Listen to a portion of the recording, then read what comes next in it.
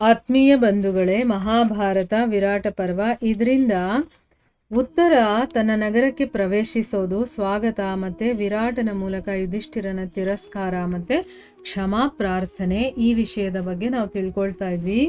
ಹೋದ ಭಾಗದಲ್ಲಿ ಯುಧಿಷ್ಠಿರ ಮಹಾರಾಜ ಹೇಳ್ತಾನೆ, ಬೃಹನ್ನಳೆ ಇದ್ದ ಮೇಲೆ ಯಾರು ತಾನೇ ಗೆಲ್ಲೋದಿಲ್ಲ, ಅವನು ಸಾರಥಿಯಾಗಿದ್ದಾನೆ ಅಂದಮೇಲೆ ನಿನ್ನ ಮಗ ಗೆದ್ದಿರ್ತಾನೆ ಅಂತನ್ಬಿಟ್ಟು ಹೇಳ್ತಾರೆ. ಅದಕ್ಕೆ ವಿರಾಟ ಹೇಳ್ತಾನೆ, ಅನೇಕ ಸಾರಿ ನಾನು ತಡೆದಿದ್ದೀನಿ, ಆದರೂ ಕೂಡ ನಿನ್ನ ನಾಲಿಗೆ ಸುಮ್ಮನೆ ಇರ್ತಾ ಇಲ್ಲ, ಅಂದರೆ ನಿನ್ನ ಬಾಯಿ ಸುಮ್ಮನೆ ಇಲ್ಲ, ನೀನು ಇದೇ ಮಾತನ್ನ ಮತ್ ಹೇಳ್ತಾ ಇದೆಯಾ, ಇದು ನಿಜ. ದಂಡನೆಯನ್ನು ಕೊಡುವಂಥವ್ರು ಇಲ್ಲದೆ ಇದ್ದರೆ ಮನುಷ್ಯ ಧರ್ಮದ ಆಚರಣೆಯನ್ನು ಮಾಡೋದಿಲ್ಲ ಅಂತನ್ಬಿಟ್ಟು ಹೇಳ್ತಾನೆ. ಅಂದರೆ ಇಲ್ಲಿ ಅವನಿಗೆ ನಾನು ದಂಡನೆ ಕೊಡ್ತಾ ಇಲ್ಲ ಅಂತನ್ಬಿಟ್ಟು ನೀನು ಇಷ್ಟ ಬಂದಂಗೆ ನಡ್ಕೊಳ್ತಾ ಇದೀಯಾ ಅಂತನ್ಬಿಟ್ಟು ಈ ರೀತಿ ಹೇಳ್ತಾ ರಾಜ ಕೋಪದಿಂದ ಅಧೀರನಾಗ್ತಾನೆ. ಮತ್ತು ದಾಳಗಳನ್ನು ಎತ್ತಿ ಯುಧಿಷ್ಠಿರನ ಮುಖದ ಮೇಲೆ ಎಸಿತಾನೆ. ಮತ್ತು ಬೈತಾ ಹೇಳ್ತಾನೆ, ಮತ್ಯಾವತ್ತೂ ನೀನು ಈ ರೀತಿ ಮಾಡಬೇಡ ಅಂತಂದರೆ, ಬೃಹನ್ನಳೆ ಇದ್ದಿದ್ದರಿಂದ ನನ್ನ ಮಗ ಗೆದ್ದ, ಹಸುಗಳನ್ನು ಬಿಡಿಸ್ಕೊಂಡು ಬರೋದಕ್ಕೆ ಆಯಿತು ಅಂತ ನೀನು ಹೇಳಬೇಡ ಅಂತನ್ನೋ ರೀತಿನಲ್ಲಿ ಅವನು ಇಲ್ಲಿ ಬುದ್ಧಿವಾದವನ್ನು ಹೇಳ್ತಾನೆ. ಮತ್ಯಾವತ್ತೂ ಈ ರೀತಿ ಮಾಡಬೇಡ ಅಂತಂದ್ಬಿಟ್ಟು ಆ ದಾಳಗಳು ಎತ್ತಿ ಎಸ್ದಿರ್ತಾನಲ್ವಾ, ಅದು ಜೋರಾಗಿ ಹೋಗಿ ತಗಲುತ್ತೆ. ಯುಧಿಷ್ಠಿರನ ಮೂಗಿನಿಂದ ಏನಾಯಿತು, ರಕ್ತ ಸುರಿಯೋದಕ್ಕೆ ಶುರುವಾಗುತ್ತೆ. ಅದರ ತೊಟ್ಟಿರುತ್ತಲ್ಲ, ರಕ್ತದ ತೊಟ್ಟು, ಅದು ನೆಲದ ಮೇಲೆ ಬೀಳೋದಕ್ಕೆ ಮೊದಲೇ ಯುಧಿಷ್ಠಿರ ಏನು ಮಾಡ್ತಾನೆ, ತನ್ನ ಎರಡೂ ಕೈಗಳಿಂದ ಅದನ್ನು ತಡೀತಾನೆ. ಮತ್ತು ಹತ್ರನೇ ನಿಂತಿದ್ದಂಥ ದ್ರೌಪದಿಯ ಕಡೆಗೆ ಅವನು ನೋಡ್ತಾನೆ. ದ್ರೌಪದಿ ತನ್ನ ಗಂಡನ ಅಭಿಪ್ರಾಯವನ್ನು ತಿಳ್ಕೊಳ್ತಾಳೆ. ಅವಳೇನು ಮಾಡ್ತಾಳೆ, ನೀರಿನಿಂದ ತುಂಬಿದ್ದ ಒಂದು ಚಿನ್ನದ ಬಟ್ಟಲನ್ನು ತಗೊಂಡು ಬರ್ತಾಳೆ ಮತ್ತು ಅದರಲ್ಲಿ ಆ ರಕ್ತವನ್ನೆಲ್ಲ ತುಂಬಿಸ್ಕೊಳ್ತಾಳೆ. ಆಮೇಲೆ ರಾಜಕುಮಾರ ಉತ್ತರ ಏನು ಮಾಡ್ತಾನೆ, ನಗರದಲ್ಲಿ ಬಹಳ ಸಂತೋಷದಿಂದ ಪ್ರವೇಶ ಮಾಡ್ತಾನೆ. ವಿರಾಟ ನಗರದ ಸ್ತ್ರೀ ಪುರುಷರು ಮತ್ತು ಅಕ್ಕಪಕ್ಕದ ಪ್ರಾಂತ್ಯದ ಜನರೂ ಕೂಡ ಅವರ ಸ್ವಾಗತಕ್ಕೆ ಬಂದಿದ್ರು. ಎಲ್ಲರೂ ಕುಮಾರನ ಸ್ವಾಗತ ಸತ್ಕಾರ್ಯವನ್ನು ಮಾಡ್ತಾರೆ. ಅಂದರೆ ಅವನಿಗೆ ಕೂತ್ಕೊಳ್ಳೋದಕ್ಕೆ ಆಸನವನ್ನು ಕೊಟ್ಟು, ಕಾಲನ್ನು ನೀರು ಹಾಲು ಇದರಿಂದ ಎಲ್ಲ ತೊಳೆದು ಒರೆಸಿ ಅವರ ದಣಿವು ಆರಿಸ್ಕೊಳ್ಬೇಕು ಮತ್ತು ಅವರಿಗೆ ಒಂದು ಗೌರವ ಕೊಡೋದಲ್ವಾ. ಸೊ ಆ ರೀತಿ ಅವರು ಸ್ವಾಗತ ಸತ್ಕಾರ ಮಾಡ್ತಾರೆ. ಇದೆಲ್ಲ ಆದಮೇಲೆ ರಾಜಭವನದ ದ್ವಾರದ ಹತ್ರ ತಲುಪದ ಮೇಲೆ ಅವನು ತಂದೆಗೆ ಸಮಾಚಾರವನ್ನು ಕಳಿಸ್ತಾನೆ.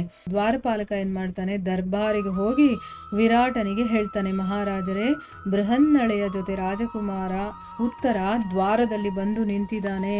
ಈ ಶುಭ ಸಂವಾದದಿಂದ ರಾಜನಿಗೆ ಬಹಳ ಸಂತೋಷ ಆಗುತ್ತೆ. ರಾಜ ಏನು ಮಾಡ್ತಾನೆ, ದ್ವಾರಪಾಲಕನಿಗೆ ಹೇಳ್ತಾನೆ, ಇಬ್ಬರನ್ನೂ ಕೂಡ ಬೇಗ ಒಳಗಡೆ ಕರ್ಕೊಂಡು ಬನ್ನಿ, ನಾನು ಅವರನ್ನು ಭೇಟಿ ಮಾಡೋದಕ್ಕೋಸ್ಕರ ಬಹಳ ಉತ್ಸುಕನಾಗಿದ್ದೀನಿ, ಯಾವಾಗ ನೋಡ್ತೀನೋ ಅವರನ್ನು ಅಂತ ಅನ್ನಿಸ್ಬಿಟ್ಟಿದೆ. ಅದೇ ಸಮಯಕ್ಕೆ ಯುಧಿಷ್ಠಿರ ದ್ವಾರಪಾಲಕರ ಕಿವಿಯಲ್ಲಿ ನಿಧಾನವಾಗಿ ಹೋಗಿ ಹೇಳ್ತಾನೆ, ಮೊದಲು ಬರೀ ಉತ್ತರನನ್ನು ಇಲ್ಲಿಗೆ ಕರ್ಕೊಂಡು ಬನ್ನಿ, ಬೃಹನ್ನಳೆಯನ್ನು ಕರ್ಕೊಂಡು ಬರಬೇಡಿ. ಯಾಕೆ ಅಂತಂದರೆ ಅವನು ಒಂದು ಪ್ರತಿಜ್ಞೆಯನ್ನು ಮಾಡಿದ್ದಾನೆ.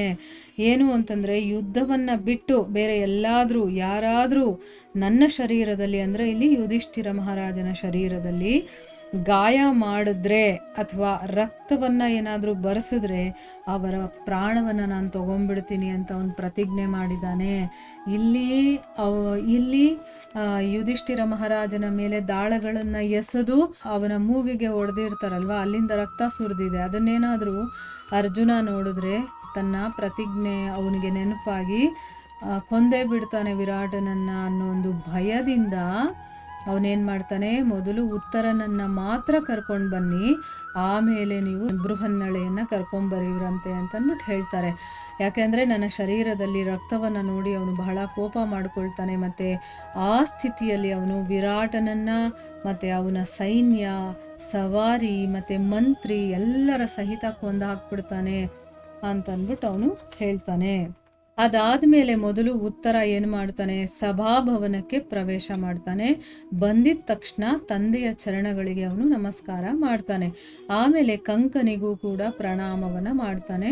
ಅವನು ನೋಡ್ತಾನೆ, ಕಂಕರ ಮೂಗಿನಿಂದ ರಕ್ತ ಸುರಿತಾ ಇದೆ ಮತ್ತು ಅವರು ಏಕಾಂತದಲ್ಲಿ ಭೂಮಿ ಮೇಲೆ ಕೂತ್ಕೊಂಡಿದ್ದಾರೆ. ಜೊತೆಯಲ್ಲಿ ಸೈರೇಂದ್ರಿ ಅವರ ಸೇವೆಯಲ್ಲಿ ಉಪಸ್ಥಿತಲಾಗಿದ್ದಾಳೆ. ಇದನ್ನೆಲ್ಲ ನೋಡಿ ಅವನಿಗೆ ಆಶ್ಚರ್ಯ ಆಗುತ್ತೆ. ಇದೇನಿದು, ನಾನು ಏನು ನೋಡ್ತಾ ಇದ್ದೀನಿ ಅಂತಂದ್ಬಿಟ್ಟು ಆಗ ಆಗ ಅವನು ಬಹಳ ಉತ್ಸುಕತೆಯಿಂದ ತನ್ನ ತಂದೆಗೆ ಕೇಳ್ತಾನೆ, ರಾಜ, ಇವರನ್ನು ಯಾರು ಕೊಂದ್ರು, ಯಾರು ಈ ಪಾಪವನ್ನು ಮಾಡಿದ್ದಾರೆ ಅಂತನ್ಬಿಟ್ಟು. ವಿರಾಟ ಹೇಳ್ತಾನೆ, ನಾನೇ ಇವನಿಗೆ ಹೊಡೆದಿದ್ದೀನಿ, ಇವನು ಬಹಳ ಕುಟಿಲ, ಇವನಿಗೆ ಎಷ್ಟು ಗೌರವ ಮರ್ಯಾದೆ ಕೊಡ್ತೀವೋ ಅಷ್ಟು ಯೋಗ್ಯತೆ ಇವನಿಗಿಲ್ಲ. ನೋಡು, ಯಾವಾಗ ನಿನ್ನ ಶೌರ್ಯದ ಪ್ರಶಂಸೆ ಮಾಡ್ತೀವೋ ಆಗ ಅವನು ಆ ಮಂಗಳಮುಖಿ ಇದ್ದಾಳಲ್ಲ ಅವಳನ್ನ ಹೊಗಳೋಕೆ ಶುರು ಮಾಡ್ತಾನೆ. ಇವನು ನಿನ್ನನ್ನು ಪ್ರಶಂಸೆ ಮಾಡಿದಾಗಲೆಲ್ಲ ಮಂಗಳಮುಖಿಯನ್ನು ಹೊಗಳ್ತಾನೆ. ಆ ಬೃಹನ್ನಳೆ ಇದ್ದಿದ್ರಿಂದಾನೇ ಉತ್ತರ ಇದನ್ನೆಲ್ಲ ಮಾಡೋದಕ್ಕಾಗಿದ್ದು. ಆ ಬೃಹನ್ನಳೆ ಇದ್ಮೇಲೆ ಅವನು ಗೆಲ್ಲಲೇಬೇಕು, ಆ ರೀತಿ ಎಲ್ಲ ಹೇಳ್ತಾನೆ ಇವನು ಅಂತ ಅಂದ್ಬಿಟ್ಟು ಹೇಳ್ತಾನೆ.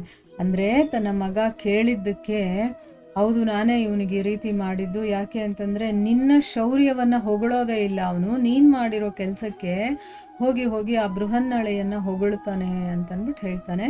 ಮುಂದುವರೆದು ಏನಾಗುತ್ತೆ ಅಂತ ನಾವು ಮುಂದಿನ ಭಾಗದಲ್ಲಿ ತಿಳ್ಕೊಳ್ಳೋಣ. ಹರೇ ಕೃಷ್ಣ.